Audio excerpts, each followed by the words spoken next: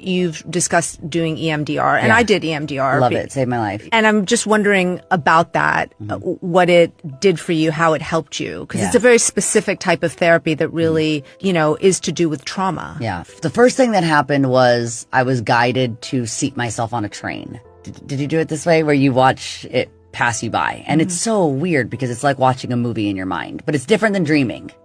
You know, you're kind of more in yourself, but still in another place of consciousness that's really hard to describe unless you've been in that hypnotic state. And like, I see myself sit down on the train and he says, just watch your movie, like watch your life like a movie and watch it pass you by through the windows. And I see all these times, just like, you know, like, just like frames of these moments, like a film. He goes, what's the feeling of anxiety that comes up for you when you're performing? And I never even thought about it before, but in my hypnotic place said, I just want them to love me so bad.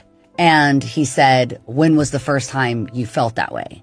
And then suddenly the train stopped moving forward and it started going backwards. And I saw myself, it sounds so trippy, but this is medical. This is real. I saw myself in the womb of my biological grandmother because my mom was adopted. And I heard my mom's biological parents talking about putting her up for adoption. And I felt myself being inside of her womb as my mother, hearing them speaking about giving her away. And my mom thinking, I just want them to want me. I want them to love me so bad.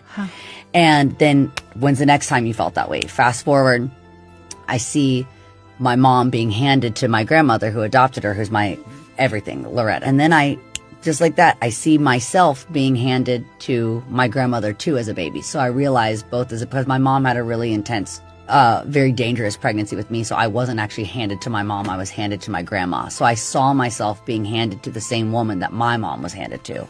And I felt our unison right away.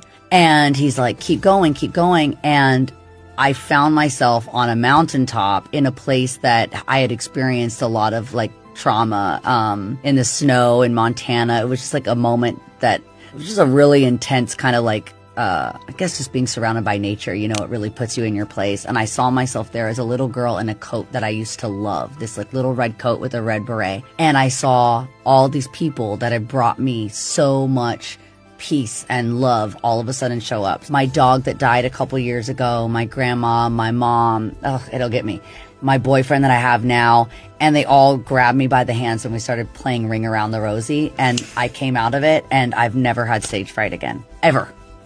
Wow. I don't have stage fright anymore.